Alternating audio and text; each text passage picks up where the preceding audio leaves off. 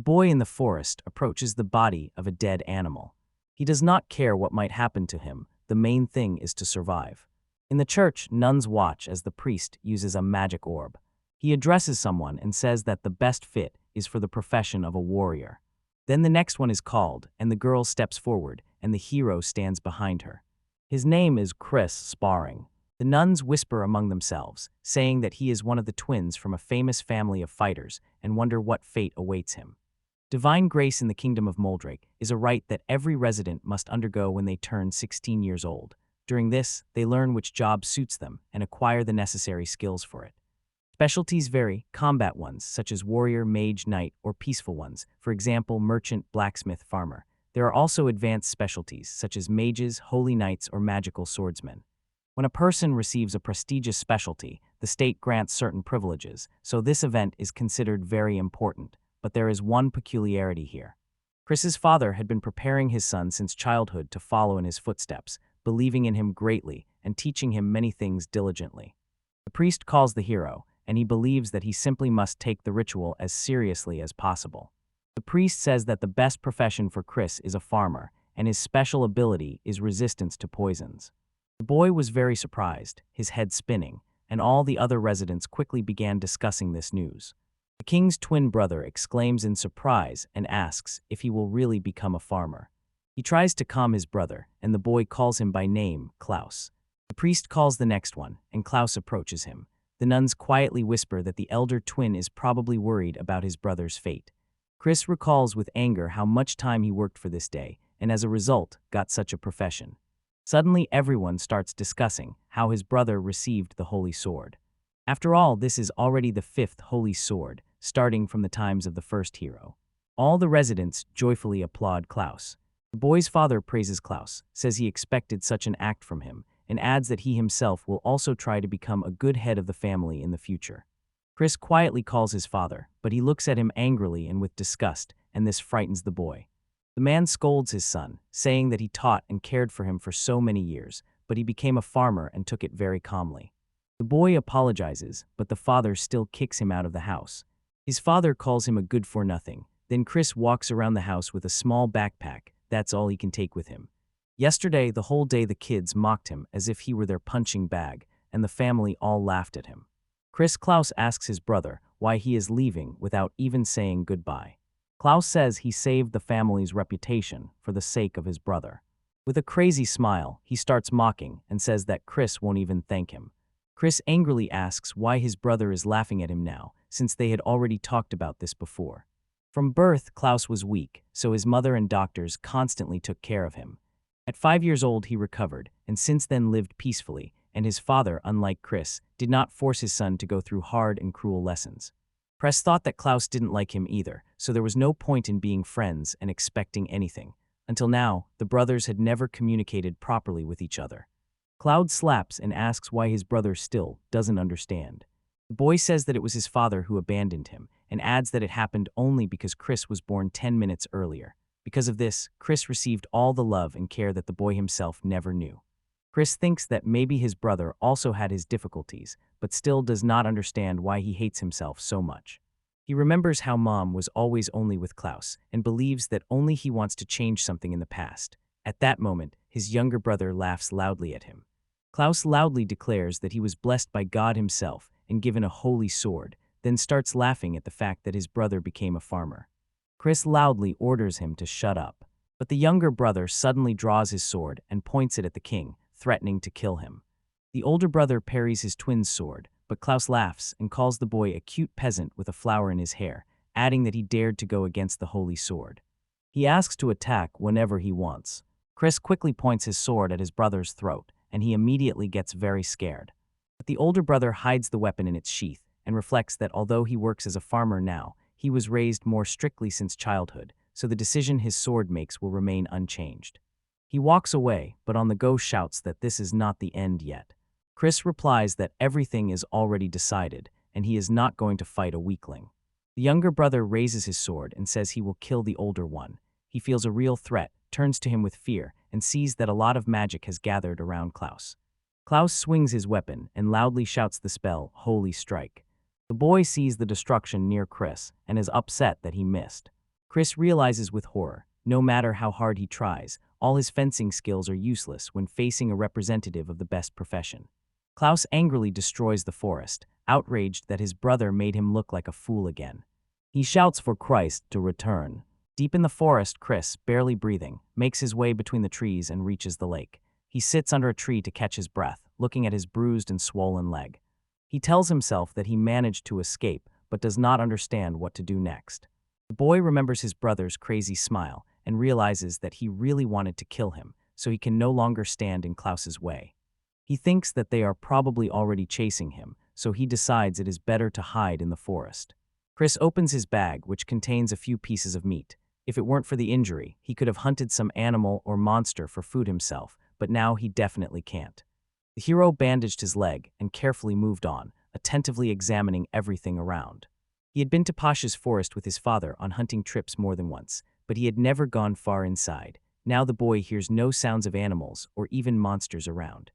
Chris found a cave and cleared a spot nearby a little. He felt relieved because here he could spend the night and not worry about rain or wind. He says that now he only has to wait a little until he gets hungry and hears his stomach growling. The boy notices an insect nearby and realizes that this is his last chance. Refusing this, he notices behind the cave plants with eyes and a mouth. He recalls that he has resistance to poison, so even if he eats something suspicious, he will not die. Although the hero hoped that this ability would not be needed, now everything is different. He tears a leaf from the branch and tries it. At first, the leaf seems sweet, but suddenly a bitter taste appears, and the boy immediately spits out the leaf. Later, he tries some flour, and it seems sticky and sour to the taste. Chris says that he has become even hungrier from the plants. The hero tastes mushrooms, berries, and even carnivorous plants. Only Nin Mensa is an exception, and all other plants, the stranger they look, the easier they are to eat, and they are not bitter at all. But this boy has one more problem: he needs to drink water. He found only a dirty puddle. Although it could have taken several hours, Chris wanted to return to the stream for water. But he was not paying attention to the road at all and went deep into the forest, so now he did not remember how to get back to the stream. Thanks to resistance to poisons, his body and health are not threatened. He takes a handful of soil and realizes, if he does not drink water now, he will die of dehydration. This guy drinks this dirty water. Chris thinks this is something new. The soil smells very unpleasant, and it tastes bitter as well. There is no drinking water in the forest, no food either. There is nothing here at all. At night, the hero falls asleep in the cave he found earlier. He dreams of Klouse cutting him in half with a crazy smile. Chris wakes up in fear and breathes heavily, trying to calm down. He makes weapons for himself, hides in the cave when it rains, and feeds on insects. Several days have passed since the boy entered the Pisha forest, and finally he found meat. He did not kill the animal. A dead beast was already lying in front of him, but it was the first animal he encountered. It was rotten, but for a hero who fed on grass and insects, it was a real delicacy. The smell was so unpleasant that Chris could not stay nearby and thought that the grass would help make the smell better. The boy is frying a piece of meat on the fire, and as a result, the meat comes out burnt and spoiled with rosemary. He bites off a piece and realizes, of all the meat he has ever tasted, this is the worst. But for him, it is simply a wonderful dinner. He says he hasn't eaten so much in a long time. Although being in the forest is not dangerous, getting food here is very difficult. The wound on Chris's leg has healed, possibly thanks to the herbs he ate all day in the forest. Now he could hunt animals or monsters, but all around he could only hear birds singing. Suddenly the boy hears something. He notices tracks in the grass and several barefoot prints, and also smells a faint scent of an animal. The hero quickly hides behind a tree. Chris sees an orc passing by. The boy had seen an orc only once in his life, and even his father had a hard time defeating it despite his abilities. If this orc is as strong as the previous one, then Chris is not much weaker than him, but without abilities, the boy is very similar to his father. But the hero only has a homemade axe in his hands, and it is very risky for him to engage in battle with the orc. But the boy really wants meat, so he attacks the monster from behind. He barely reaches the orc with his axe. The monster turns to Chris and waves a huge bat at him, but doesn't even see the boy in front of him. The hero hiding behind the tree thinks it is good that the orc did not hide. The monster notices the boy and hits the tree, but Chris manages to dodge quickly. The hero continues to hide behind the trees. The orc strikes at them, and suddenly his club gets stuck in one of the trees. Chris sees it again and attacks the monster from behind with an axe, but his weapon quickly breaks, and the working part remains in the enemy's body. He jumps back, but the monster suddenly falls to the ground. The boy does not understand why the body is not moving and thinks that he killed it. The monster, covered in blood, looks at Chris, but he sees that the wound is so deep that the orc cannot even move. The hero finishes off the enemy and, thanks to his resistance to poisons, can even eat spoiled meat. Since he defeated the orc, he now simply cooks something tasty from its meat. If the boy had clean water, he could cook the meat differently, but right now he simply has no choice.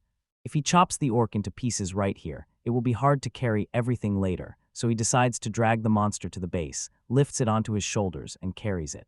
Chris says that the orc is actually not as heavy as it seemed.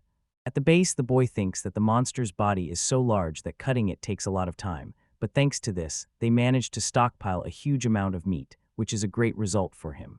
He will leave only one catch today, and decides to leave everything else to dry. Chris thinks he really wants to eat meat, although he himself is covered in blood and smells the same. He thinks that he will have to somehow wash himself in dirty water.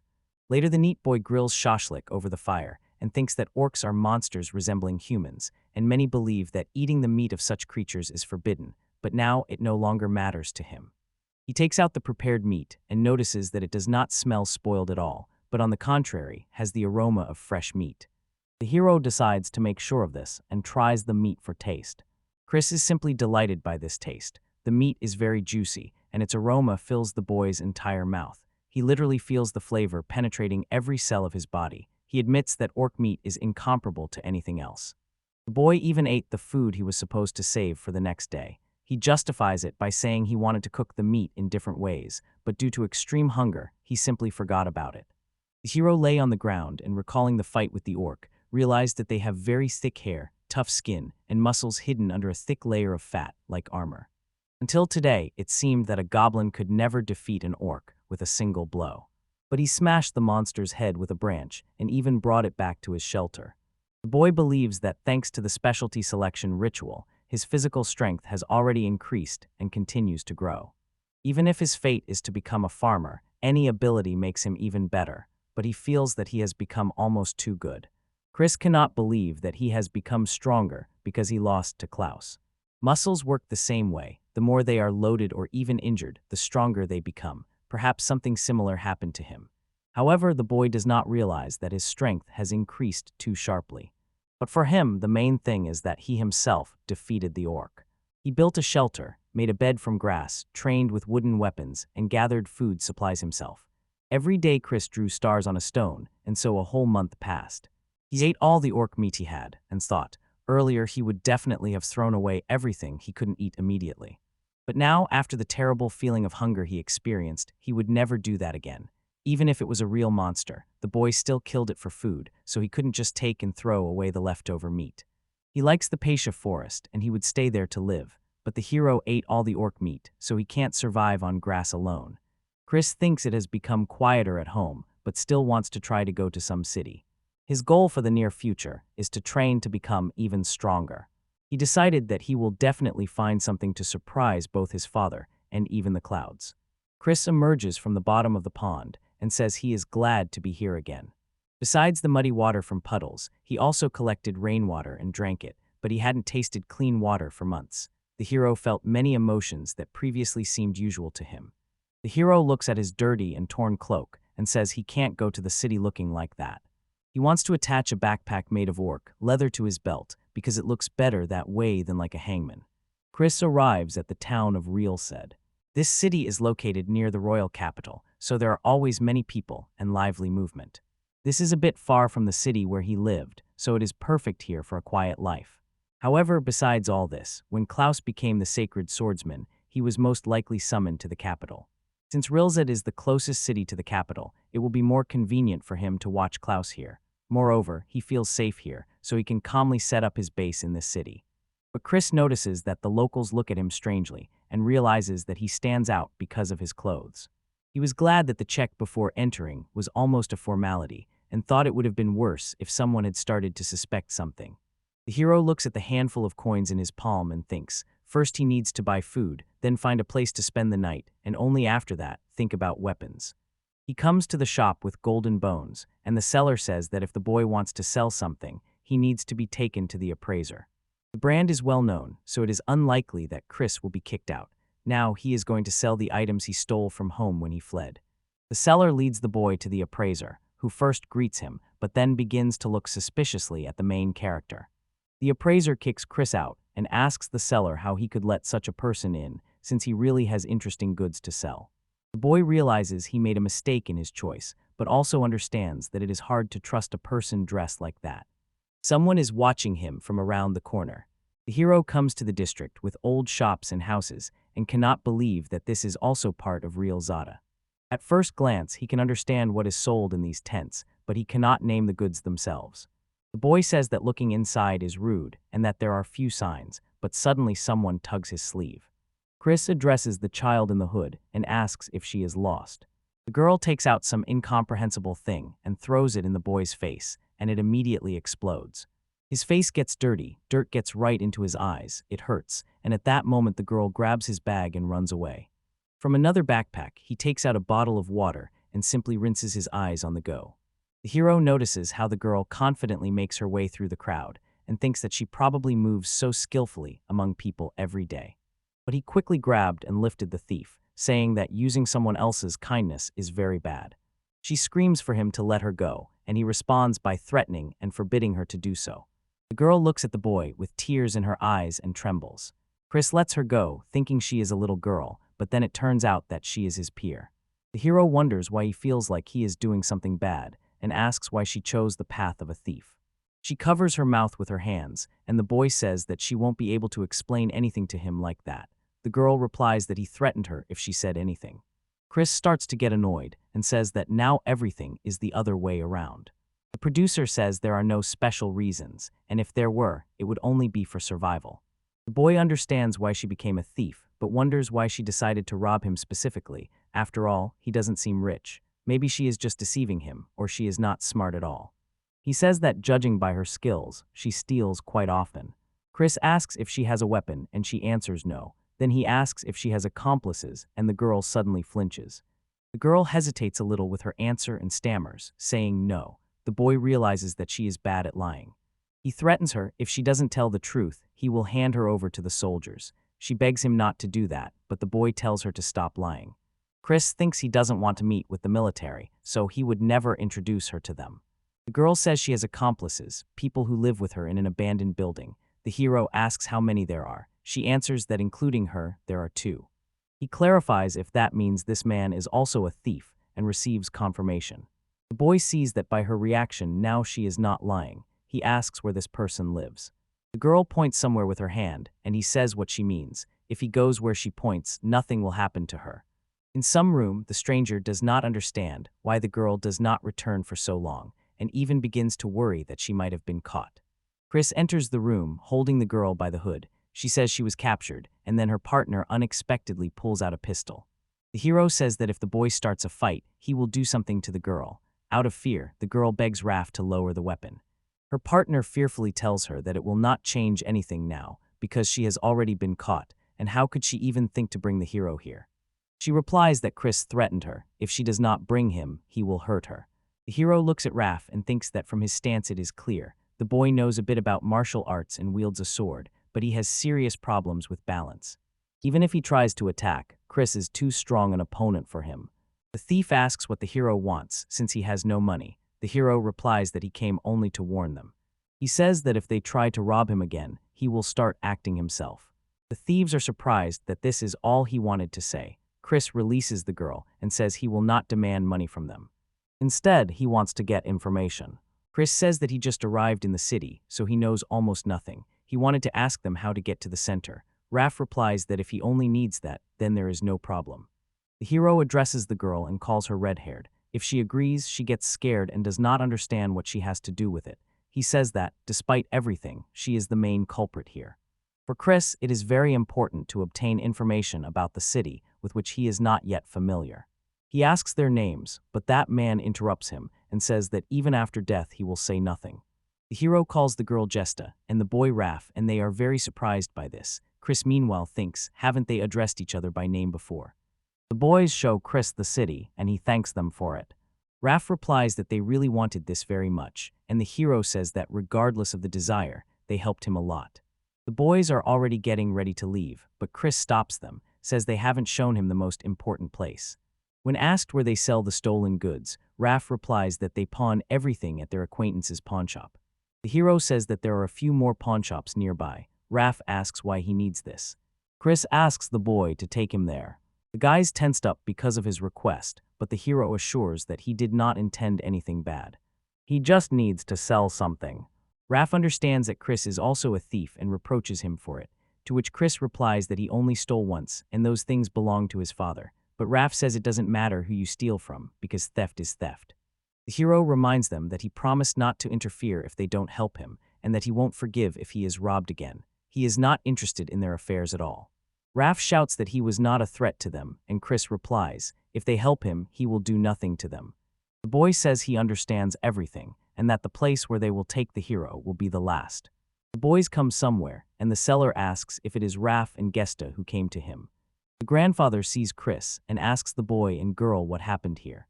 Raph replies that they met him today, and he wants to sell something, so maybe the seller will want to take a look at it. The grandfather asks the hero to introduce himself, and he says his name. The seller raises his hand, says that Chris is a good name, and introduces himself as Raugans. The grandfather examines the valuables and says that all these things are valuable. He will carefully appraise them, and the boy can walk around the pawnshop for now. Chris looks at the weapon that costs 5 gold and says that everything looks good, but with such a budget, he cannot afford it. He takes a book titled Memoirs of Otto Botanist into his hands and realizes that he has never heard of this person before, and the book itself does not seem interesting, but somehow it catches his attention. The boy will buy it if the price is cheap, and he sees that its price is 3 gold. He does not understand why the price is so high, since the book is old, and he thinks it must be something special. Hister, passing by, asks if the boy really knows how to read books. Chris replies that he was taught to read since childhood, and asks the girl why she cannot, to which he receives an affirmative answer. Gestek wanted to ask something, but changed his mind. At that moment, Ryujin says that the hero has probably been waiting for a long time, and adds that he has finished the evaluation. The grandfather says that if the price suits the boy, he will buy everything and start the paperwork. Earrings cost 2 silver, the ring 4, and the pendant 3 gold. Chris is surprised by such prices. The grandfather says that although the necklace is small, it has a sapphire hanging on it. Raph says that Rugen gives 3 gold coins once a year, and the grandfather tells him to calm down and not eavesdrop. Raph asks Chris if he really comes from a rich family, and the grandfather adds that they are discussing prices here and the boy should not interrupt them. Finally, Rogan finds a pocket watch and buys it for 1 gold coin. The hero is disappointed to learn the true price of the watch and realizes that his father's watch is worth less than he imagined. He thought the watch was expensive because his dad always treated it very carefully. He says he will sell everything except the watch, and they agree on this. Chris thanks, and Rugans replies that the items were stolen, so he could not sell them cheaper, and in a way also came out ahead. He asks if the hero has anything else, but he replies that there is nothing more. The boy says that he actually wanted to ask something. You show the book, and Grandpa says that few pay attention to it. He added that he also became a little curious because what was inside seemed fascinating, so he raised the price, but he had not returned to it for many years. Chris says that because of such a price, he thought the author was a respectable person. Ryujin laughs and replies that it is so, although he is not a celebrity and has not yet achieved anything outstanding. He says that if an expert evaluates the content of this book, he will recognize it as a true masterpiece, and the book itself is better than other works. The hero replies that she truly interested him. But now he does not have enough money, so he hopes that next time, when he comes to Rugen's with 3 gold coins, Grandpa will agree to sell him this book. Grandfather says that the boy can pay later and will come to him when he has the required amount. Chris is surprised by this and asks if the man really wants to share such details with him. He admits that he feels awkward talking about himself because he is just a stranger who sells stolen goods. Rogan calms the man and says that few make such offers. Adds that no one wanted to take this book for many years, so if the hero takes it, he will not mind. But when Chris finally decides to buy this book, no matter how long it takes, such a purchase will be a great advantage for him. In the worst case, if he does not come at all, he will demand money from Rafa. This greatly surprises Rafa, and he asks how exactly he plans to pay. Chris says that if Rogan does not mind, then he sees no reason to refuse. Raph loudly declares that he will not pay for this. After he left there, the hero thanks the guys because it was thanks to them that he earned more money than he could have on his own. RAF responds that he was just lucky, as they earned such an amount in only a few months. The priest says that since they have not eaten yet, he should treat them. Hesta happily asks if that is really so, while Raph approaches it with caution. The boy tells the girl that today they earn nothing, and first they need to find something that can be sold. Jester replies that it would be better to invite them to lunch than to have them go around collecting money themselves, and her partner agrees with this. However, he asks Chris if it is strange to treat those who stole from him, and Chris replies that it is simply his way of thanking them for showing him a nice place. Gesta tells her partner not to argue, since they don't even have money to go out to eat. Chris believes that even if he is not rich, that month in the forest when he lived alone was special, and even if those guys were thieves, the very presence of people he could talk to made him happy. The trio sits in the tavern, eating and talking among themselves. Chris has already eaten several servings, but the food on the boy's plate still seems tastier to him, even though it is the same dish. The hero recalls that he lived in the forest, and there he had to eat orc meat without any spices or sauces. Raph, who felt sick from this, suggests not to mention orc meat during meals anymore. Chris says that at first he ate everything indiscriminately so as not to remain hungry, and even drank water from a puddle. Raph says that the heroes would have already died if they ate poisonous plants, but the hero calmly replies that there is no need to worry about that. I add that it is thanks to his ability, namely, resistance to poison. But the boy opposite does not understand why the hero exposed him so easily, but Chris replies that, with or without him, nothing will change significantly. Raph says that since he met the hero, it seemed to him that he did not worry about anything. He adds that he knows several people with the same ability, but not all poisons can be ignored. To this, Chris replies that at most it will cause him stomach pain. Raph is surprised by this, and says that his friends are less sensitive to alcohol than others, and the hero replies that he ate almost everything indiscriminately, and nothing happened to him. Gesta is amazed, and says that this is exactly why her Alileva bullet did not affect him. Chris remembers how something hit him right in the eye.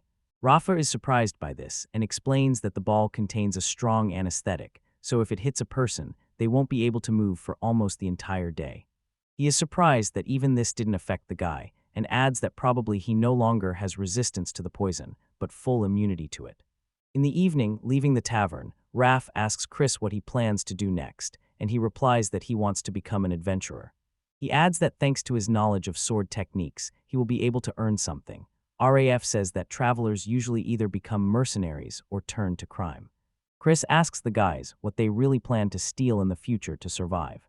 Raph replies that it's his idea and adds, since they don't have enough strength to become adventurers, at least their hands are nimble.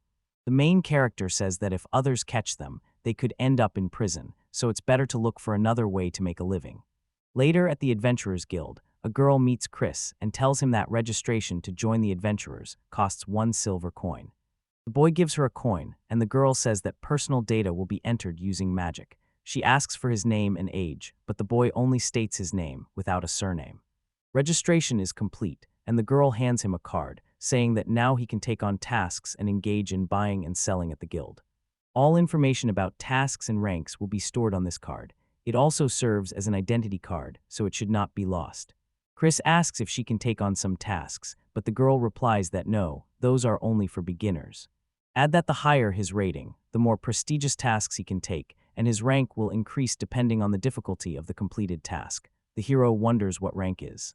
She says that everything starts from the lowest level, first a novice, then bronze, silver, gold, platinum, mithril, diamond, and then Rihalk and Hyrokin. But such high levels are very rare, so there is no need to worry about them. Chris asks about skills for ranks, but the girl replies that it all depends on the profession, and rank is determined by rating and completed tasks.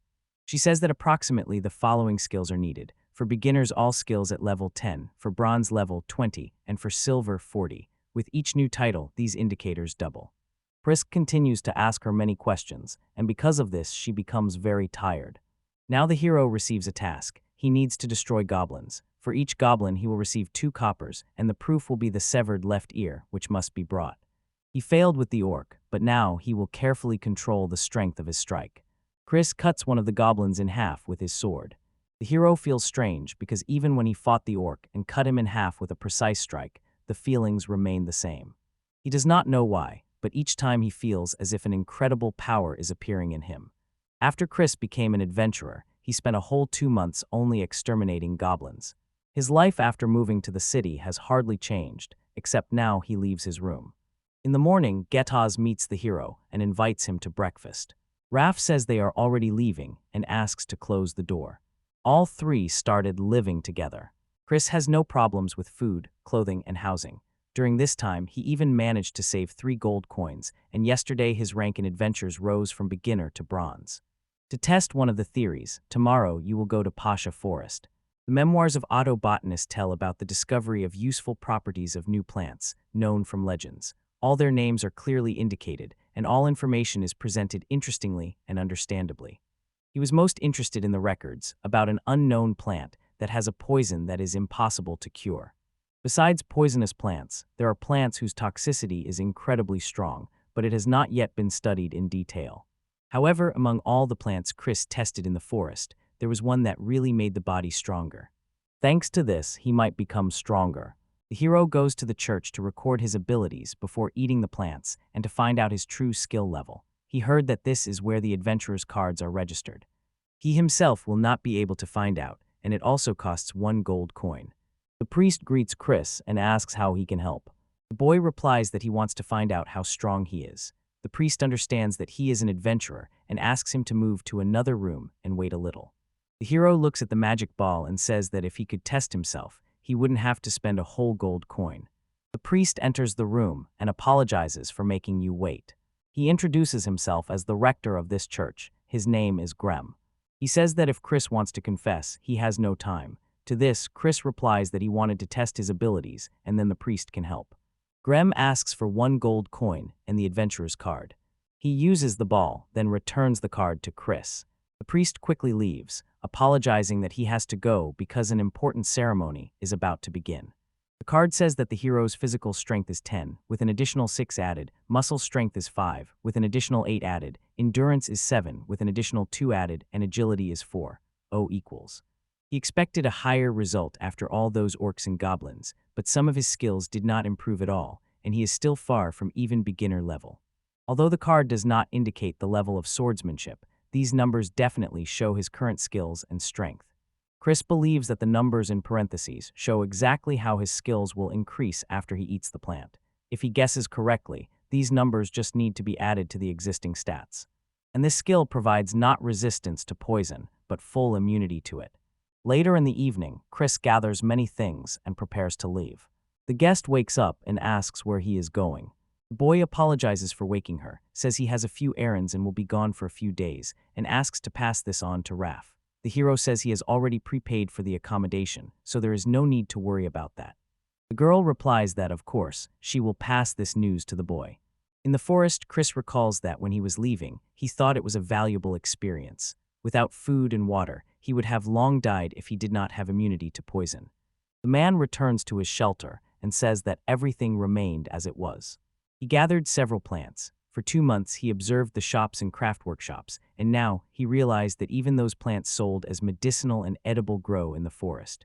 But this time the hero will collect only those plants he did not know before. If he remembered what he ate earlier, it would have saved him a lot of time. However, back then he only thought about how to survive, so he remembered little. Chris grills kebabs with mushrooms because he remembered that mushrooms are actually quite tasty. He tries these fruits, but he does not like the aftertaste, and his tongue also becomes dry. He does not like it, but it is still better than bitter plants. Then he tries the carnivorous plant. It tastes sour and rotten because this plant eats insects, and it seems some remains of a fly are left in it. Chris says that without a doubt, not all plants can be eaten. But his goal is to collect 30 species of poisonous plants, so he cannot stop. The hero will gather many plants in a week. Before coming here, he was a little nervous, but deep in the forest it is calm, and adapting here is quite easy. He says that next time it will be even better, and maybe then he will feel like he is on vacation, although he will have to sort out all those bad decisions. When Chris arrives in the city, he goes into the church. The priest notices him and asks if he has recently been there before. The boy apologizes and says he is asking again for a favor. Grem says that only a few days have passed, so he doubts that the hero could have greatly improved his skills. The hero replies that everything is fine, and the priest obeys him. Chris receives a postcard with new information and thinks that if he does not improve his skills, all the time spent gathering plants was in vain. He sees that the final indicators of strength and endurance have increased by 1 unit. This proves that one of the plants he found in the forest can improve certain skills, and now it is necessary to find out which plant it is. The hero is ready to act by any means, and now that he understands it is possible, he will do whatever is necessary. Raph shouts at Chris, asking why he disappeared for a whole week and said nothing. To this, the hero responds a bit confusedly that he asked guests to inform everyone about his departure. Raph is still shouting, explaining what exactly she conveyed, and asks why the guy didn't tell him personally. He asks where he went, and in response hears that the guy really wants to leave. The hero gives him shashlik to make him quiet and says he never even thought about such a thing. He also gives shashlik to Hesti and says that this is her portion. The girl thanks him and Raph eats with pleasure. Chris tells the girl that when she becomes a famous traveler, she will invite him to a restaurant. But he never finishes speaking, and then Raph asks where that guy was. Chris realizes he can no longer remain silent. Earlier, the hero told the guys that he had to hide in the forest, and now he returned because he had to do a task that troubled him. He asks the guys how their work as adventurers is going. They are silent for a bit, and Raph says that he and the girl are not suitable for each other. Adding that hunting goblins for a day costs 1 silver coin, lodging 4 and food 6, they almost have no money left. He says that if any of them gets injured and cannot hunt, but Chris interrupts him, saying that all this sounds very complicated and wishes them luck. Raphael wants to suggest something, but the hero refuses without even listening to him. The boy assures that he has not finished speaking yet and proposes to join forces. To this, Chris replies that this is exactly why he interrupted him. He simply does not have money to support both. Raph is still speaking in raised tones that the hero should not lie, because he has not worked for a whole week, but still does not starve, and even bought those same miyaki torai, so he must have some savings. To calm his friend, Hess tries to support him, but Chris irritably says in response that he achieved everything on his own, thanks to hard work. Adding, if they always perform so well thanks to food, Raph will cover all expenses. The boy apologizes, and the main hero thinks that he understands his friend, but in reality he really does not have that much money. He thinks about whether he can somehow use these guys. Chris asks what they do. Raph answers that no one will talk about their weak points, and they have nothing special. The hero says that it is all right, because he has already told everything about himself, and they have nothing to worry about. If he wanted to kill them, he would have done it long ago. Hess says that she is a mage, and can heal using magic. Raph is outraged that she told everything, and the girl replies that it is not a problem because she trusts Chris. This image is related to a combat profession, but it looks a bit strange. There are also rumors that this profession is one of the most uncomfortable. Controlling magic is very difficult, and to learn it, you either have to study at a magic school or independently master knowledge from magical books. Only nobles or teenagers who have received a prestigious profession after a special ritual can study at such schools. Regarding magical books, it all depends on the book itself and the knowledge required to read ancient texts, and they are also expensive. Chris says that her specialty is better than farming, but still not the most successful profession, and Gester agrees with this. She says that she has abilities and would like to become a magician. She added that she started stealing to save money for a grimoire. The hero recalls how she asked if he could read. She is surprised that he still remembers this, but he replies that he was just curious then. Gesta says that she has a request. If she gets a grimoire, will Chris be able to teach her to read it? He believes that studying magic is unlikely to be associated with prestigious combat professions. And the boy agrees to her request because the girl may change in the future. Gesto is very glad about this and thanks him for his consent. Chris asks what is with Raph, and he replies that he will not tell what exactly he specializes in. The girl says that Raph is a holy knight, and his abilities are Divine Strike, Divine Protector, and Defender's Breath. The evil man asks if she has provided all the necessary information. The profession of the Holy Knight is one of the most prestigious in combat specialties. People with this profession are taken into the Royal Guard, and it is not necessary to be a knight for this. Even an ordinary adventurer can become one. Gesta says that she knows what the hero was thinking, but in fact Raph suffered a serious injury in childhood, and because of the damaged knee, he still finds it difficult to walk. Chris recalls that it was because of this that the boy had a good posture, but the stance itself was unsuccessful and unbalanced. Raph is a little angry that the boy understood this only after Gesta's story. The hero says that these guys are probably the only ones who still hunt only goblins. Raph says that he is generally unlucky in life. Chris says that if Raph's knee heals, everything will be fine, but Raph replies that this is not so, as long as he can remember. Village doctors have always said that such wounds do not heal. The hero asks why he gave up so quickly, just because of the words of some person. Raph is angry and says that he did not give up, but was looking for other doctors. However, it was impossible to cure his injury. Chris explains that it all goes back to childhood. If a child is abandoned, they have neither money nor respect, and no matter how hard they try, nothing works out. But the guy says that very soon everything will change. He says that he understood. Both guys have potential, and that is why he decided to unite with them into one team. Everyone is happy about this, and the hero understands that he has no right to judge others because of the results of the sacred ritual, since he himself once ended up without a family because of it. He says that he does not want to work together right now, and this surprises Rafa. Chris reminds me that he also had his own matters. Adds that they will create a team only when the boys learn to kill goblins quickly. Raph shouts that he asks to unite because they themselves will not be able to do anything, and the hero's request seems absurd to him, but Gesta still agrees to this condition. She is very determined, and her friend is surprised by such a response. This is how they negotiate among themselves. At the guild, Chris says he wants to take a quest. The girl at the counter replies that he can now take bronze-level quests and asks if he wants to try. The hero asks what tasks he can take, and the girl replies that there are several types of bronze-level tasks. She asks the boy to say whether he wants to take the task with a large or small amount of destruction. He replies that several options are possible. The girl reviews the sheets with tasks and suggests several options. Destroy all domestic poultry, small lizards, bubble streams that appear in the abandoned village in the east, as well as all hydroslugs in the lower course of the Mitria River. She says that for some tasks it is enough to destroy one species. Chris asks why some tasks have locations and others do not. The girl replies that tasks without a specific location are ordered by those who need trophies from certain monsters, and to complete such a quest, it is enough to bring their bodies or parts of trees after destruction. The hero clarifies that this is a task with a specified location where monsters must be killed and damage inflicted, and receives confirmation.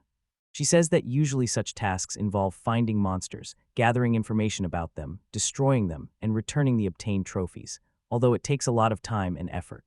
Chris asks which task gives a bigger reward. The girl answers, for destroying domestic poultry. This task was received from the butcher, so you need to collect meat. The base reward is 1 gold coin, but if you bring more, you can get up to 3.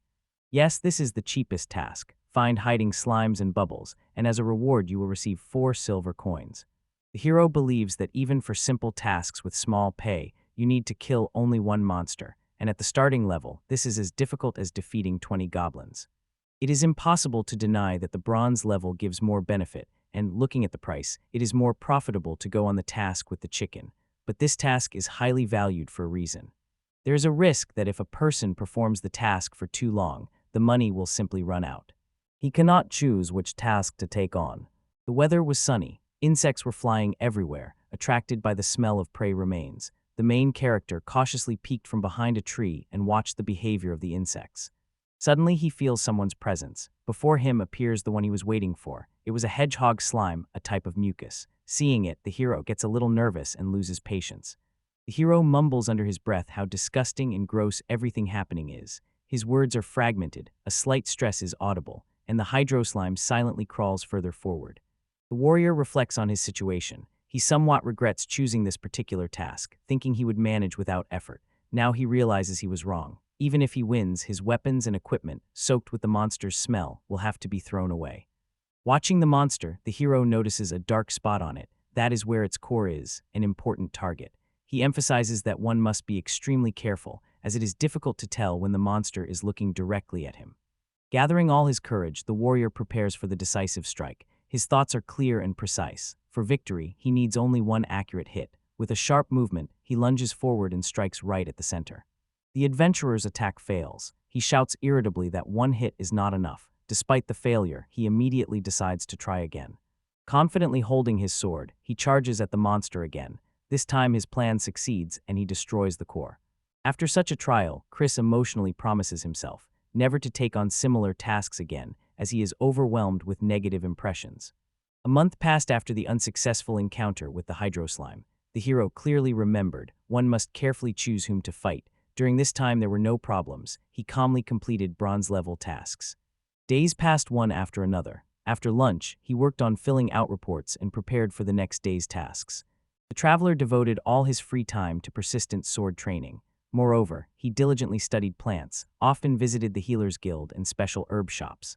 The warrior pondered how much he had managed to earn this month without rest. He was pleasantly surprised to have accumulated as many as 20 gold coins and to have consistently received at least 4 silver coins daily. Klouse also often visited Ruzhin. When he came again, he heard a greeting. The old man asked if the hero had come again for weapons. This time the warrior refused. He politely said that today he wanted to pay for the book. The old man asked Klouse not to rush, explaining that he would pay as much as he could. He also inquired whether the hero had enough coins. Klouse confidently replied that he had already gathered the required amount, so there was no need to worry. The hero sincerely thanked the old man for the opportunity given to him. He realized that if it were not for the book that Rugen gave him, he would never have learned about the true power of his gift. The old man, fully agreeing, said that he understands the main character's choice. He also confirmed that he will take everything irrevocably. Grandfather addressed Klouse with gratitude. The adventurer replied that he was actually the one who should thank him. Then the main character continued the story. He emphasized that this book is very useful. Thinking about the old man, Klouse was transferring coins from one hand to the other. Suddenly the traveler seemed to remember something important. He turned back to the old man again, wanting to ask something. Rogan inquired what exactly the warrior wanted to find out from him. It turned out that the warrior wanted to learn about the scrolls for necromancers. He also asked if they could be obtained. The old man pondered, as if recalling something. He stands up, approaches one of the drawers, and opens it. There were several scrolls inside. Taking one of them, he hands it to Klouse and says that although the scroll is old, it is genuine. The book was in a black cover, with beautiful patterns that added mystery to it. The main character holds this book in his hands and wonders what is written in it. He explained that Jesta begged him not to sell the scrolls, so he just hid them. The boy wondered if the old man then thought that later Gesta herself would buy those scrolls.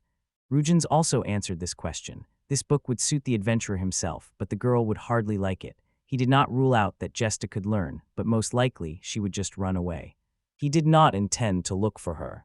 Klouse admitted that he thought Rugen trusts her more because they have known each other for a long time, but the old man replied that precisely because of this, he does not trust her, and therefore keeps a certain distance in the relationship. Hearing the offer to buy the book, the young man asked how much it costs. The old man calmly replied that the price is 2 platinum coins. This price greatly surprised the main character. The warrior asked again, clearly impressed, how much it exactly costs. After all, 1 platinum coin was equal to 10 gold coins. This was clearly more than he had now. The young man mentally noted that he had never imagined that a scroll could cost so much. The young man admitted that, of course, he had heard about the high price of such books, but did not expect it to be so large. Rugens also said that he hesitated for a long time whether it was worth buying this book.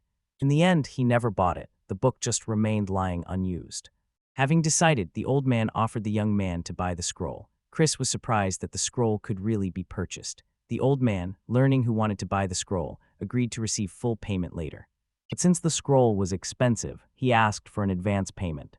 The young man considered his plans. He wanted to buy the scroll to teach the guest magic. He understood that she would not be able to use it yet, and the chances were small, but his goal was to unite with her. He considered it profitable. The young man made a final decision. He was not going to doubt his choice just because of Jesta. Therefore, he put aside the expensive book, carefully placing it on the table. This time, Klouse decided to refuse definitively. He thanked the old man for his trust and confirmed that this was his final decision. The old man listened attentively to the main character's opinion. Rugen softened the situation a little and added that if the boy changed his mind or collected the required amount, he could always come. He would be waiting. The boy thanked him again, sincerely grateful, and left. The young man decided to spend his savings to later visit the church and check his skills. He also said that he had collected some poisonous plants, dried them, and ate about half. Klouse noticed that the more he dries the plants, the more bitter they become. He regretfully admitted that he still does not know enough about plants to use them properly. The young warrior pondered his way of improving skills by consuming poisonous plants. He understood that he could not rely solely on this method. Klouse recalled that last time his endurance and strength had become slightly higher. When he approached the church, he hoped he would be lucky. Entering inside, Chris wondered how the clergy would regard his actions. From the outside, he looked like a person who just throws money around. With these thoughts, he approached the priest. Inside the church, the priest became slightly worried upon seeing this boy again. He asked if he wanted to test his skills again, as very little time had passed since the last time. The main character calmly replied that everything was fine, and even if the results did not change, he would not complain. The priest was a little surprised but still agreed to check his status. After some time of checking, he handed him the card. He also added that even if his skills do not improve, Chris's goal will still remain unchanged and strong. The young man replied politely but somewhat sharply that he understood, and the priest did not need to keep repeating the same thing. The priest was a little embarrassed, apologized for repeating himself, then said goodbye and hurried away. The adventurer watched the young man as he walked away. Then he looked at the card he was given. It showed his characteristics. This time in the left column, his endurance and strength increased by 1 unit, while the right column remained unchanged. Chris thought that this improvement was thanks to hunting. The main character noticed an important detail. The indicator increased by exactly the same amount as after the previous use of the plant. This confirmed that his actions with poisonous plants had become more effective. Further reflecting on his experiments with plants, he concluded that using one of these plants could indeed enhance its properties, but it was not that simple. The warrior admitted that his knowledge of plants was still superficial. He suspected that the drying process might have destroyed some beneficial properties. Regarding skills, he said he did not know of any plants that could directly improve them. To verify his guess completely, Chris decided to eat all the plants he had. After that, he wanted to go back to the church and see if his stats had changed after eating the plants. Meanwhile, it was already getting dark outside. The young traveler was returning home. Stepping over the threshold, he noticed something interesting. A familiar couple was kneeling. The girl looked confident, quite unlike Ralph beside her. He was doubtful, looking at her uncertainly. It seemed that she herself had made him stay by her side. When the main character finally entered the house, he was embarrassed by what he saw, and he directly asked, "What are you doing, and most importantly, why?" Ralph wanted to say something about Jesta, but she sharply interrupted him and ordered him to be silent. To emphasize her words, she slapped him on the head. After that, she confidently looked at the main character and pronounced his name. She turned to Chris and said that their team was already strong enough to fight goblins. She directly offered Chris to join them for joint tasks. Ralph, who was standing nearby, supported her decision. Chris mentally noticed that something had changed in the group. Earlier, everyone returned home tired, but now they looked inspired. He did not even think that the conversation about this would happen so quickly. Since everything happened faster than he thought, the young warrior did not hesitate. He looked once again at the couple who were still kneeling. After thinking a little, he suggested that they test their strength and coordination in actions the next day to find out how well they could work together. Jester immediately agreed and sincerely thanked him for this opportunity. The guest sharply turned to Ralph and reproachfully asked why he was silent. The young man, embarrassed and lowering his eyes, muttered that he supported the proposal to unite with Chris. Thinking over the proposal, the main character decided that if Jesta's group really destroyed goblins so easily, then joining them would be useful for his plans. So he took out a skewer and handed it to them. Adding that he bought it for them, he suggested trying it. They immediately rejoiced. It was their favorite shashlik. They thanked him for the tasty food and for the care. A little later, editing the list, Chris pondered his expenses. He admitted that he had spent quite a lot of money on experiments, but considered it necessary to achieve his goal. The warrior decided that from now on, he would pay less attention to these plants. Suddenly, Ralph approached. He was interested in one of Chris's plants. He asked what kind of plant it was and why it was growing here. The warrior replied that it was a poisonous plant. If eaten, one could die. Hearing this, the boy exclaimed fearfully. He was indignantly amazed at how Chris could bring such a dangerous thing home. In response, the main character said the main thing was simply not to eat it. In reality, it was not as dangerous as Ralph thought.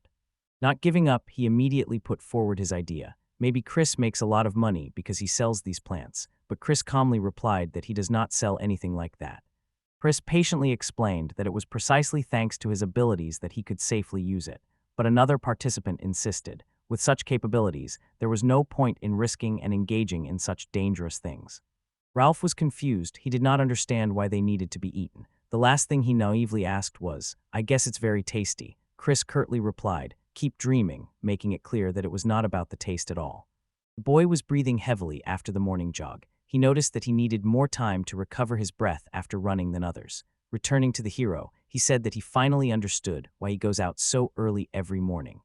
Understanding the situation, the young traveler immediately sat down and offered Ralph to ride on his back so the group could move faster. The girl nearby was surprised by this, and the boy also did not expect it and even exclaimed in surprise. He tried to argue with the young traveler, insisting that he was fine and could continue on his own. To this, Chris replied that he was moving too slowly. This was the only way to move faster. He turned to the boy and issued an ultimatum. If he does not want to work in the team, their agreement is cancelled, and there will be no other choice. Ralph blushed a little and realized that there was no point in arguing anymore. Then everything went well. Husta walked ahead, and Chris carried the tired boy in his arms, walking behind. Approaching the forest where the goblins lived, the main character sat down so the novice adventurer could climb down from him. Then he offered to show everyone how easily one could deal with the goblins, and the group quickly agreed. Gvesta turned to Ralph and asked if everything would be as usual.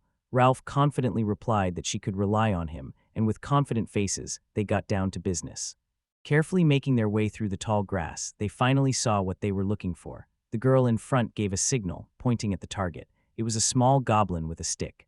She cautiously crept up to him, trying not to make a sound. When she got very close, the girl suddenly hit him on the back of the head, slightly stunning him. During this time, she gradually moved away from him.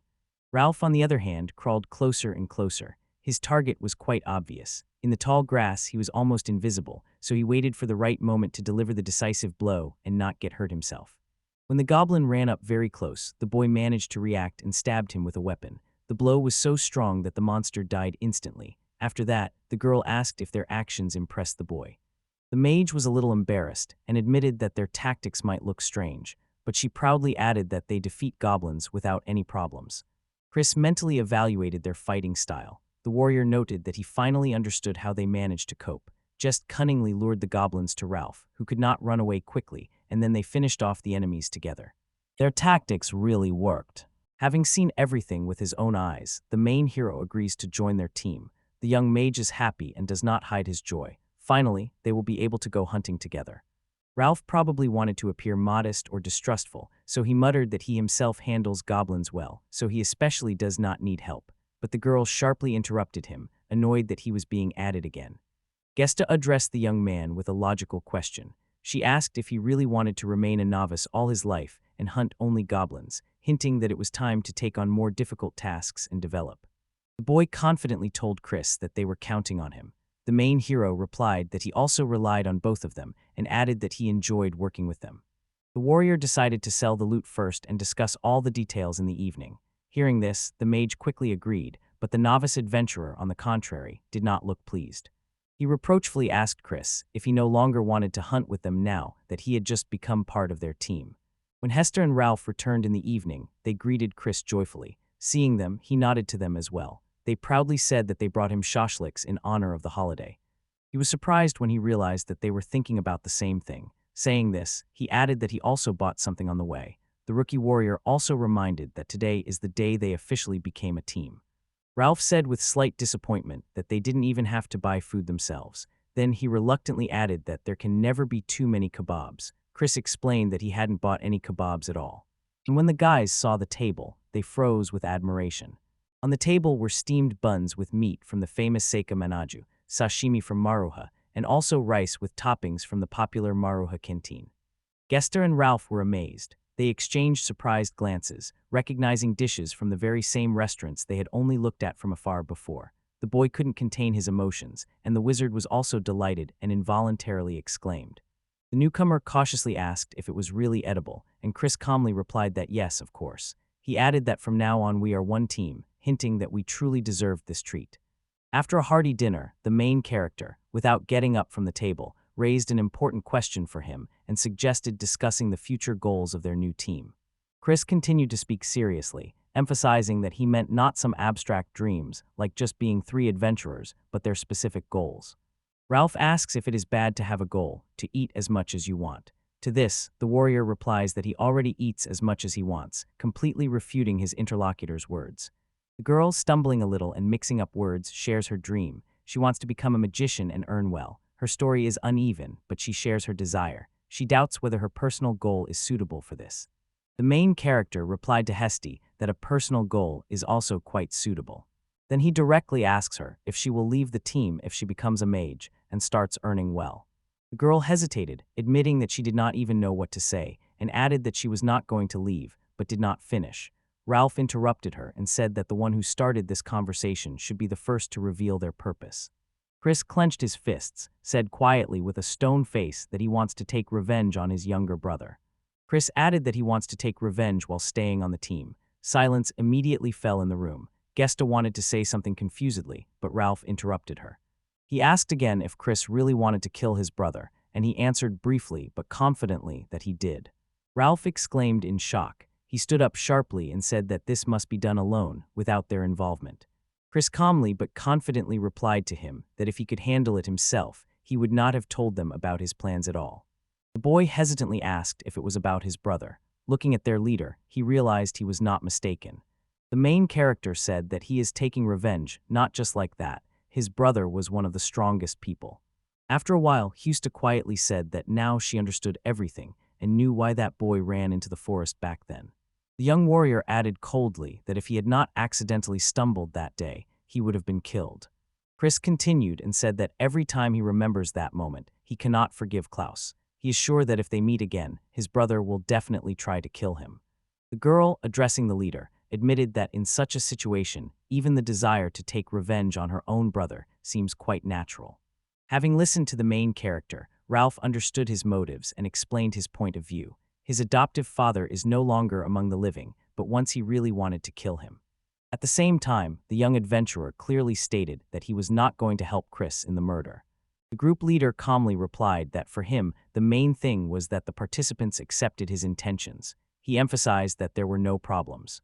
Suddenly, guessing something, Ralph asked if the main character touched the dry grass at night to poison his brother, but he denied it and explained that he really intended to eat the dry grass. He also added that he did not even hope to poison a person of sword master level, and even if he could, he still would not choose such a method. After the explanation, the boy did not give up. He persistently and directly asked what kind of grass it was. Chris said he would tell about it only when they officially became a team. The group leader explained that this poisonous grass helps to reveal hidden abilities. If eaten constantly, the body gradually strengthens. The young traveler doubted what he heard. He had never encountered such a thing before, so he was skeptical about it. The main character added that an ordinary person would not survive such poison, so they would not learn about its properties. Ralph muttered that it sounded pretty cool. Chris suggested that probably only he noticed these features. Returning to the conversation, he addressed the group and asked what their purpose was here. The girl thought a little, hesitating about what task to set for herself. Then she said she wanted to become a mage and be useful to Ralph and Chris. Slightly embarrassed, she asked if this could be considered a goal. The boy agreed with her thoughts. Turning to the knight, he asked about him because he still had not answered. Ralph, as always, suddenly declared that he wants to become the strongest adventurer that everyone will know. The adventurer smiled and noted that all this seemed made up just for him. Ralph immediately blushed and said not to laugh. The young warrior added with some irony that he was not laughing at him at all. Then Chris calmly said that he and the novice have the same goal. This surprised Ralph. The group leader said that people consider his brother Klouse a true genius, unseen for hundreds of years. Now few know about him, but very soon everyone will consider him a great hero. The young man remarked to Chris that, for a person who hates him, he overestimates his brother a lot, and it sounds strange. After some time, the knight thought and agreed, saying that if that is really so, then his goal should also be to surpass his brother. Gesta summed it all up simply. Chris wants to take revenge on his brother. Ralph needs more power to surpass him, and her goal is to help each of them achieve theirs. The main hero solemnly stood up and declared that their main goal now is to surpass the sword master Klouse. He asked if anyone had objections. The knight and Chris simultaneously replied that there were no objections. So now the team gathered a mage who cannot cast spells, a holy knight who can barely walk, and a farmer who fears no poison. From that moment, an awkward but strong partnership arose between them, and thus the weakest team in history appeared. The young knight, with indignation and confusion in his voice, asked again if they really would not go on the expedition together as a team. His intonation showed that he was disappointed by such an unexpected turn right after forming their alliance. Chris calmly and reasonably replied that he now has matters he considers much more important, and that need to be resolved immediately. He continued to explain, objectively assessing their current capabilities.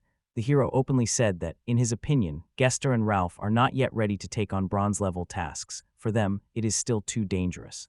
Knight sharply stood up and, demanding an answer indignantly, asked why the team was created at all if they could not act together from the very beginning. Her posture showed clear dissatisfaction and disappointment. Chris, despite his emotions, calmly explained his position. He highlighted two main tasks: either find a way to cure Ralph's chronic injury or wait until the guest becomes a mage.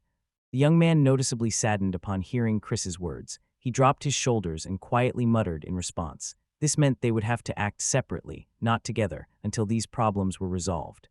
The traveler told the first step of their plan, addressing Ralph. He said that first they would go together for a medical examination to find out if the leg injury was truly incurable. The young knight, looking confused, began to say that he had no money for the examination. The main hero confidently stated that he would resolve all other issues and organizational matters himself. His voice already sounded in agreement with the situation and readiness to take responsibility. Chris addressed Hesty and Ralph and gave them practical advice. He said that despite the separation, they needed to look for opportunities to earn money and try to make as much money as possible during this time. The knight, touched by Chris's concern for his health, began to sincerely thank him, but the main hero suddenly interrupted him. He emphasized that Chris acted not only out of concern for the knight, but also for the common good of the entire team. The guest irritably noted that practical difficulties would now arise. What should she do while they go? The warrior realized that hunting goblins alone would be much harder than the three of them together.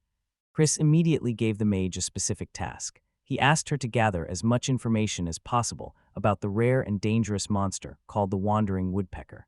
He explained the task, indicating that it was necessary to find out where this creature could be encountered, how it behaves, and most importantly, to find its weaknesses or vulnerabilities. Chris emphasized that any information was important and they were ready to pay for it.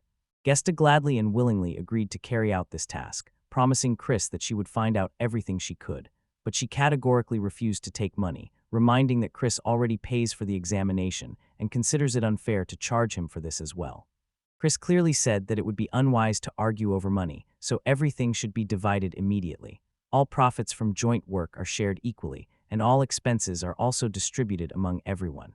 Vesta, addressing the hero, said that in that case she counts on him. The hero confidently replied that he also counts on her. At the Healers Guild, an employee asked why the hero had come. The traveler explained that he wanted them to examine an old knight injury. The doctor, examining Naif's leg, said that the injury looked serious. He asked when exactly it happened. Ralph replied that it was about 7 years ago. The doctor diagnosed, due to a long absence of treatment, the meniscus was damaged and the ligaments were completely torn. The young knight asked anxiously if this meant that a full recovery was impossible. The doctor replied that it was treatable. Ralph exclaimed, not believing his ears. The doctor confirmed that he is not lying, but to solve the problem, the knee needs to be opened, the ligaments transplanted and sewn. Also, a special metal oil must be injected into the damaged meniscus. The patient anxiously asked if it is really serious and if it will really help. Chris asked about the price, and the employee warned that the operation would be expensive and the mucus oil would have to be extracted by himself. The doctor named the price, 20 platinum coins. Ralph exclaimed in shock that it was too large an amount. The main character said coldly that such a price was too high. He immediately asked the doctor if there was another option, to which the employee replied that the wound was healing slowly, and it was clear that the leg had already been used. He also said that if the injury were fresh, it could be treated with a special potion without surgery, but now much time has passed, and there are no simple solutions. The doctor emphasized that the situation is very serious. He explained that even the complex and expensive surgery to restore connections, which he proposes, is already the cheapest among all possible in their guild of healers. Chris, remaining dissatisfied with the answer, asked another question. He inquired whether it was possible to find a place outside the official Healers Guild where such an operation would be done cheaper. Ralph was gripped by anxiety after what he heard in the guild, so he went to bed very restless. When the door to his room opened, the guest quietly called his name. Seeing that he did not respond, she decided not to disturb him further and thought she would ask the hero about everything later. The girl cautiously asked if his leg was really very bad, and if it was true. Chris, interrupting her anxious guesses, denied it, but his face remained serious. The girl, not understanding what happened in the guild, asks for a more detailed explanation. The main character continues to explain, treatment in the Healers Guild is possible, but it costs 20 platinum coins. Chris remembered the doctor's words. As a guild member, he couldn't say everything directly, but he hinted and advised to find out more about the man named Blood. After this clue, they began actively searching for any information about him. The traveler showed Hesti the results of his investigation. He said that according to the information he gathered, Blad was previously considered the best healer in the guild. Now he decided that he could make good money from his skills. The main character continued his story. Over time, medicine advanced, and knowledge about blood became outdated. Now, according to rumors, he barely makes ends meet on the outskirts of the capital, treating the poor almost for free. Ralph looked upset and dissatisfied after hearing that. He clearly thought that such a disrespectful doctor would not meet his expectations and would not be able to help. But Chris, as always practical, immediately saw an opportunity here. Now everything became clear. The young mage understood why Ralph behaved that way. Chris continued speaking. He announced important news. The needed healer is currently in the capital. He immediately clarified that he himself would not go there, because he reminded Hesti and Ralph that his brother Klouse is also there, and a chance encounter with him could turn out to be very dangerous for him. Then he asked Hesta if she could go with Ralph to the capital to arrange with the relatives about the inheritance. He also added that he would cover all travel expenses. Hester immediately understood the essence of the problem. The next day they said their goodbyes. The group set off for the capital, and the main character went to attend to his important matters. He decided to return to the church and test his skills. Upon receiving a familiar sign, he was convinced he was right. After many visits to the church to check his status, he finally learned to distinguish well the plants that increased his attributes. Now his experience became organized.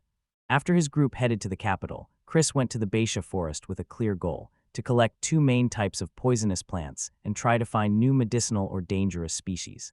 The first plant that Chris was looking for was a grass with small purple flowers. Chris knew for sure that it increased endurance, and this had already been confirmed by previous experiments. Chris recalled that he first found this plant near the body of a monster during his first trip to the Baisha forest. The plant looked safe and non-poisonous, but the tracks showed the monster died right after eating it. The second target was a mushroom that looked poisonous. Chris confirmed that if eaten, the body's resistance increases despite its unpleasant appearance. He had already found several plants that increased attributes, but there was still one left. That one interested him the most. This plant was supposed to increase strength. He also noticed that many unknown plants still remained here. He decided it was time to think about a new camp. He noticed a strange feature of this place. There were no traces of people, animals, or monsters around. This unnatural silence was unsettling, so he decided to stay for now in the usual place.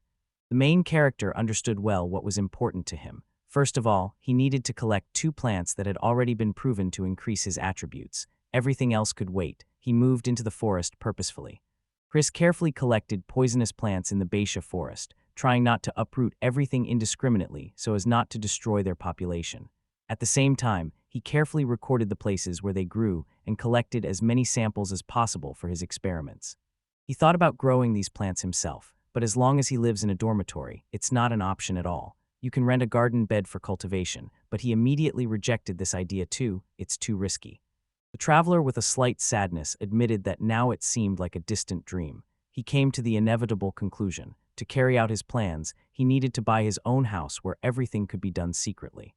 In his thoughts, the boy counted the large expenses: Ralph's leg treatment, magical books for Gesta, payment for determining the properties of plants. He needed not only to cover all these expenses, but also to save money to buy a house. Wherever Chris looked and whatever he did, there was always not enough money. He desperately thought that he urgently needed a way to earn quickly and effectively to get out of this financial pit. That evening, while preparing dinner from mushrooms he had gathered in the game, Chris happily noticed that the stew was already ready. He poured it into a bowl. Genpei mushrooms were very tasty on their own, so he simply added them to the stew without any fancy touches. This simplified the cooking process, but another problem arose. Recalling Gesta's story, Chris pondered the growing popularity of gerb. The girl explained to him that it could be wrapped in film and swallowed without even tasting it. It seems this was some new product on the market. Its special property allowed even the most bitter mixtures to be swallowed easily, completely eliminating the unpleasant taste. Thanks to this, he could finally eat any poisonous plants without feeling terrible bitterness. The idea was simple: wrap the bitter plant in film and swallow it. He was happy because now he could eat without suffering. The traveler noticed with surprise that today he was able to eat one of the most bitter poisonous plants for the first time, and all thanks to the film. Strangely, the bitterness was not felt at all, and even the taste seemed pleasant to him. So on the fifth day, the gathering in the forest went wonderfully. During the expedition, 20 new species similar to poisonous ones were found. The main thing is that at least one of them turned out to have increased strength. Suddenly he froze. He heard the very sound they had already talked about. Throughout his time in the forest, the hero had never heard anything like it. He even thought it was just a rumor. A large shadow fell on him. Chris did not even move, covered his mouth with his hand, and remained silent. A large animal with strong, massive legs passed by. It was a huge monster with very large paws. The boy strained to remember the name of this creature, feeling its ancient and dangerous power. Finally, he recalled it was the Lord of the Forest, the Daculus. Daculus is a creature that perceives everything it sees as prey. As soon as you enter its field of vision, it will start hunting you and will not stop until it catches you. Suddenly, he notices something and rushes to the tree. This creature is so strong that it knocks down the tree with one blow. The traveler thought and despairingly noted that everything was going well, so he could not understand why suddenly everything became a disaster. He quietly cursed to himself, realizing the deadly danger and fear overwhelmed him. But there was no time. He had to act first. The hero made a terrible but inevitable conclusion. He would have to attack himself. He understood that escaping from the enemy was impossible, and the only chance was to face the danger head-on. Waiting for the Daculus to come closer, he suddenly jumps and strikes from above. Chris assessed the situation. Earlier, he calculated that attacking from above with the full force of gravity would cause the most damage. His position above the monster was perfect for such a strike, but the monster did not even feel anything. With a light paw movement, he threw the young man straight into the tree. Although the main hero managed to raise his sword for defense, he still received a strong blow. In the next moment, the Daculus was already rushing toward the hero and preparing to strike. The hero froze from pain and surprise. The only thing he managed to do was to slightly hold back the monster's jaws, holding a sword in front of him and not letting the teeth reach him. Waiting for the right moment, Chris sharply pulled out poisonous plants and threw them straight into the Daculus's mouth. Clenching the sword in his hand, Chris quietly prayed that the poison would work. He understood perfectly. If the poison did not take this mighty creature, he would not survive. Everything depended on this moment. Seeing the effect of the poison, he realized that it was still working, but the monster was still alive, so he could not relax. After the strike, Chris said that the temporary property of Daculus looked like a perfect opportunity for the final blow, but immediately admitted that he himself was not in the best shape right now. The strike threw him back, and every movement was painful. Realizing that his own life was more important than anything, the main character took out a bottle of healing potion and began to drink it. After drinking the potion, he moved on. With his last strength, Chris focused on finishing the battle. He decided to deliver the decisive blow right now, while the monster had not yet recovered and fought back. A young man with a determined look stood with a sword in his hand, and the Daculus watched him fiercely. Both were wounded, but neither was going to give up. Without wasting a minute, the hero rushed into the attack. Seeing the movement, the giant creature also rushed in that direction. Daculus approaches and strikes with his paw, raising a wave of air. The hero jumps aside and keeps his hand in the bag, preparing to attack. Having waited for the right moment, he strikes. After he struck, he felt something unusual in the movement. It turned out the sword could not withstand such force and broke. It was already too late to take anything. A large paw hovered over Chris. At that very moment, the giant creature fainted, the poison took effect, and the air around trembled from its fall. The main hero could not believe his eyes. He was on the brink of life and death. From shock, he even sat down. Chris exhaled and thought that it was all over. Late in the evening, the main hero crossed the threshold and said that he had returned. Gusta was already inside. She had also returned, just a little earlier than the traveler. Ralph was sitting next to him. The young mage wanted to greet him, but seeing his condition, he stopped. Ralph asked worriedly what had happened because Chris was covered in mud. Chris explained that he had defeated the monster, but was afraid that other monsters would come because of the noise, so he quickly ran back and did not have time to clean up. The girl, impressed by what she saw, asked if he was injured. Chris replied that his body hurt a little, but nothing serious. Ralph, scared and worried, asked if Chris had called him some terrible monster, and decided that it was better not to go to such a forest anymore.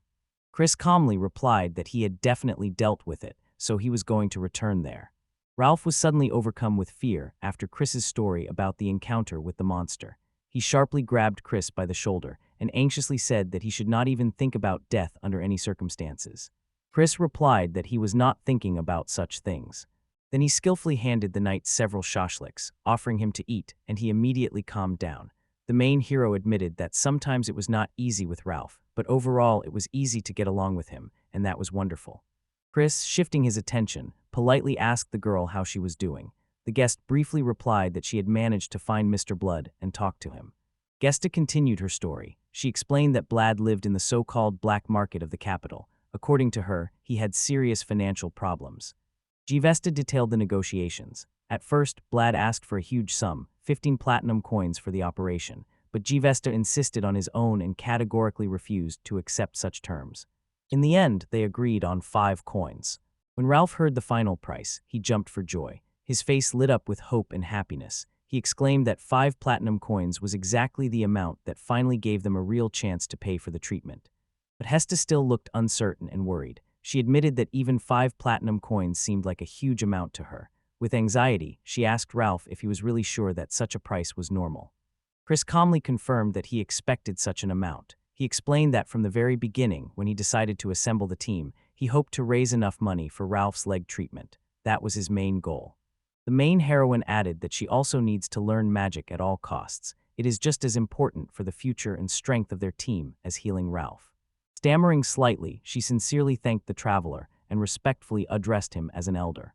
Chris was a bit surprised by the formality. He gently reminded that they are peers and play on the same team, so he suggested communicating more simply and not speaking so politely and formally. The girl calmly but confidently agreed to Chris's proposal to talk less formally. She said she preferred to communicate politely. The warrior saw that she was more comfortable that way and added that he had no objections. Ralph tried to say something about Chris's trip to the forest, but he was told, "Finish eating first, then speak clearly and understandably." Having chewed everything over, the knight turned to Chris. He reminded him that defeating the monster was not everything. He asked how he was doing with the task and what he had found there. Chris began to explain. He said that he was caught off guard just when he was about to leave the forest. Because of this, he could not finish the gathering as planned. But even so, Chris packed as many as 2 bags. That was a large number of books. The knight exclaimed with mild surprise and envy that the leader was already stronger than them, and now the gap would become even greater. His voice sounded both admiring and slightly irritated. The main character replied that if he does not become stronger, he will not be able to earn enough money for everything they need. Ralph defended himself a little, saying that it is morally difficult, but it does not bother him. Chris stopped at the edge of the desert plain and carefully looked around. He quietly muttered that this seemed to be the very place he was looking for, checking if it matched the guest's description. Mentally convinced of the correctness of the goal, the group leader confidently said that his aim was to find the missing expert. He also added that from today he was fully returning to adventures after a period of gathering herbs.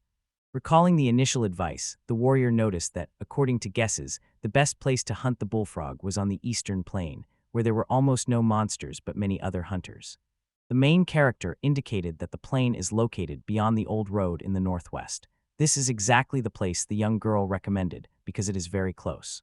Chris noticed one important feature of this place. Almost no one comes here. Therefore, there is almost no reliable information about encounters or victories over these monsters, which only increased the risk of his plan.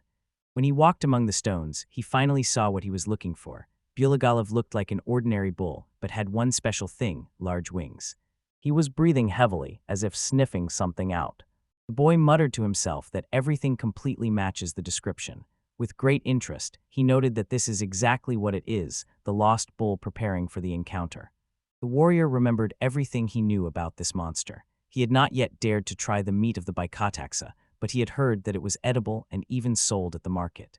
The main feature is that the monster has wings. Although it cannot fly, at most it can jump a little higher. Prius warned himself that underestimating this creature could be deadly dangerous. He began analyzing the behavior of this animal. If you keep your distance, the bullspot immediately switches to a rapid attack, using its horns. Chris thought about his options. The first was to approach, watch the strikes carefully, and dodge in time. The second way was to keep a distance and attack from afar to avoid being hit. He compared both strategies. Choosing the first strategy, he cautiously began to sneak into his blind spot. Approaching closer, he struck exactly on the leg. Then he took something like a hammer and struck it right on the skull. The traveler remembered an important warning. If you kill a bullfrog incorrectly, its meat sharply decreases in value. Therefore, he stunned the frog with a hammer. This also made him very careful in handling his catch. Standing over the huge carcass of the monster, the warrior scratched the back of his head and thought in surprise. He muttered to himself how he could carry it all alone, as the weight was too great for one person. Besides, the task required taking only the tenderloin, tongue, and fillet. Chris, having thought of nothing, took a whole carcass and headed to the service entrance of the butcher's shop. The butcher, greeting him, wanted to say that the entrance was on the other side, but fell silent upon seeing the main character. The leader calmly explained that it would be a pity to just throw away the bull, so he decided to take the entire carcass with him. The butcher examined the carcass and was impressed. The blood was drained properly. The internal organs were removed carefully, so the meat remained fresh. He could not hide his surprise. He admitted that this was probably the most beautiful bullfinch he had ever seen. The seller was increasingly impressed by the skill, as he had never before met such skilled people among adventurers. Chris asked if the meat would be bought for a good price. The butcher nodded to the adventurer and assured him that he would receive a solid sum for the carcass. He called his assistant, whose name was Nathaniel, and told him to wait while he himself would dissect the carcass. Then he ordered the assistant to bring a towel so the traveler could wipe himself, and also to fry some meat for him. This was his reward for help. He also said that he would now start dissecting the carcass and evaluating it, and then call him. He suggested that for now he eat some meat and wait. As a result, the butcher paid 5 gold instead of the promised 3, and also treated the hero to meat, which noticeably lifted his spirits. Chris continued the calculations and noticed that he was paid more than 12 times more than for a usual bronze task, for which they give 4 silver coins. Looking at the 5 gold coins he had just received and enjoying the free food, the group leader confidently thought that if everything continued to go so well, very soon he would collect the sum he needed for his goals.